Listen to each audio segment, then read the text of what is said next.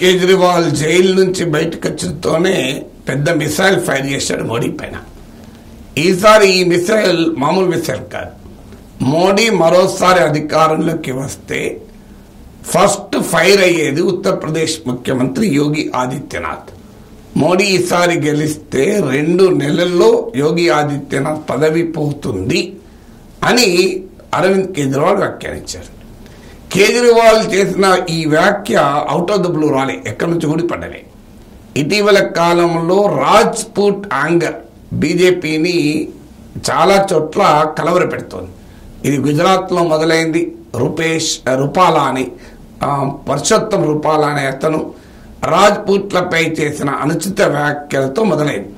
రాజ్పూట్లు British వారికి వ్యతిరేకంగా పోరాడలేదు, రాజీ పడ్డారు, వాళ్ళ కూతుర్లను పెళ్లిళ్ళకి ఇచ్చారు అని మొదలుపెట్టాడు.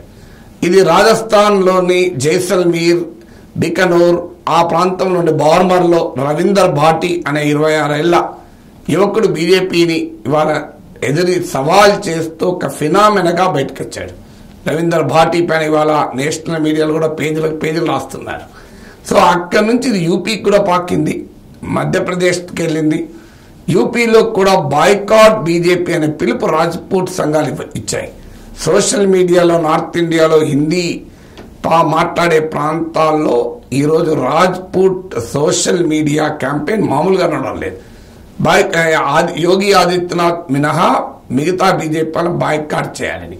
ఎందుకంటే యోగి ఆదిత్యనాథ్ కూడా ఠాకూర్ రాజ్పూట్ క్షత్రియ కమ్యూనిటీకి చెందినవాడు కనుక.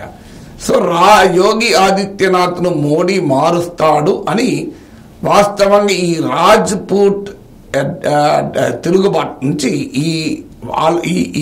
ఈ వాదన వచ్చింది.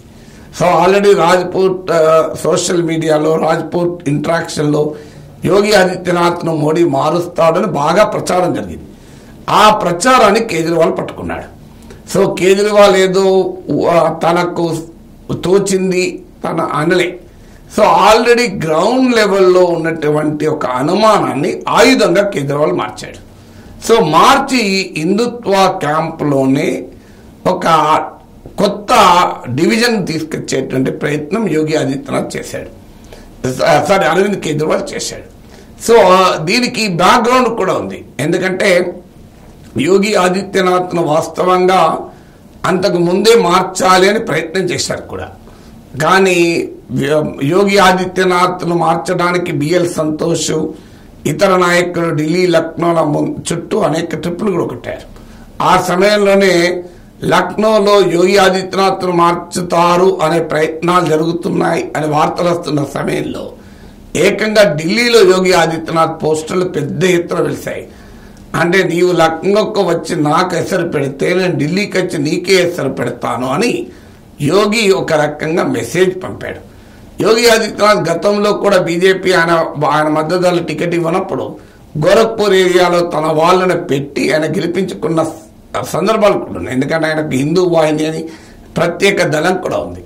అందుకే ఇటీవల ఏ ముఖ్యమంత్రికి ఇవ్వనంత క్రెడిట్ ఇస్తూ యోగి ఆదిత్యనాథ్ను మారుస్తారన్న ప్రచారానికి కౌంటర్గా మోడీ యూపీలో వెళ్ళి యోగి నాయకత్వం గురించి ప్రత్యేకంగా ప్రస్తావిస్తూ యోగి మళ్ళీ గెలుస్తాడు అని చెప్పి మొదలుపెట్టారు. ఎవరి యోగికి ఒక సీఎంకి ఎప్పుడు క్రెడిట్ ఆ స్థాయిలో మోడీ ఇవ్వలే. సో ఇవన్నీ జరుగుతున్న నేపథ్యంలో కేజ్రీవాల్ ఈ మిసైల్ పేల్చాడు. సో మోడీ మళ్ళీ గనక అధికారంలోకి వస్తే యోగి ఆదిత్యనాథ్ పదవికి గండం ఏర్పడుతుంది అని, దానికి సబ్స్టాన్షియేట్ చేసుకోవడానికి కన్విన్సింగ్ గా అనేక ఉదాహరణలు ఇచ్చారు. ఎల్కే అద్వానీ, మురళీ మనోహర్ జోషి, అలాగే మధ్యప్రదేశ్లో శివరాజ్ సింగ్ చౌహాన్, ఛత్తీస్గఢ్లో రమణ్ సింగ్, వీళ్ళందరికీ ఏ పరిస్థితి వచ్చిందో అదే పరిస్థితి యోగికి వస్తుందని కేజ్రీవాల్ ఇవ్వని ఉదాహరణలు కూడా ఉన్నాయి. కర్ణాటకలో యడియూరప్ప ఆయనను మార్చి బసవరాజ బొమ్మాయి లాంటి వీక్ లింగాయత్ లీడర్నే పట్టుకొచ్చారు. సో మోడీ అమిత్ షా వ్యూహం ఎలా ఉన్నాయంటే యడియూరప్పను కౌంటర్ చేస్తానికి మరో లింగాయత్ లేపుదామని. కానీ అది ఘోరంగా విఫలమై కర్ణాటకలో పార్టీకి అనివార్యమై మళ్ళీ యోగి ఆదిత్యనాథ్ పట్టుకొచ్చారు. రాజస్థాన్లో వసుంధరా సింధియాను కట్ చేశారు. మధ్యప్రదేశ్లో శివరాజ్ సింగ్ చౌహాన్ కు బ్రహ్మాండమైన మ్యాండేట్ బదిలిచ్చారు. అయినా కూడా శివరాజ్ సింగ్ చౌహాన్ ప్రక్క పెట్టి కొత్త అంత పాపులర్ లేని వ్యక్తిని పట్టుకొచ్చారు. గుజరాత్లోనైతే ఎవరు ముఖ్యమంత్రి అసలు ఎవరికి తెలియదు. మోడీ అమిత్ షా తెలుసు తప్ప గుజరాత్ ముఖ్యమంత్రి ఎవరికీ తెలియదు. బీజేపీ నాయకులు చెప్తుంటారు, మన ముఖ్యమంత్రి పదవిని అనౌన్స్ చేసిన సమయంలో ఆ ఎమ్మెల్యే ఫస్ట్ టైం ఎమ్మెల్యేని సీఎంగా చేశారు ఎన్నికలకు ముందు. ఆయన పక్కన అడిగి నా గురించి ఎలా నా పేరే చెప్పారా అని అడిగాడట. నిజమైన నా పేరైనా అనౌన్స్ చేసింది.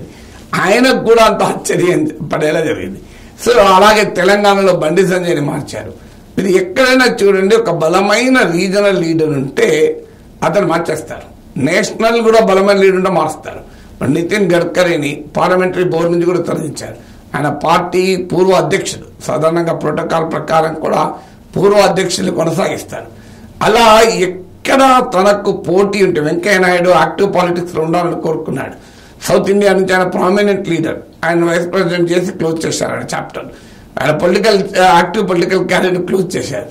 ఇలా ఇన్ని ఉదాహరణలు ఉన్న నేపథ్యంలో యోగి ఆదిత్యనాథ్ను మారుస్తారు అన్న కేజ్రీవాల్ కామెంట్కు ఎక్కడ లేని క్రెడిబిలిటీ వచ్చింది. అందువల్ల కేజ్రీవాల్ జైలు నుంచి రావడమే పేల్చిన మిసైల్ బీజేపీకి బలంగా తాకుతుంది.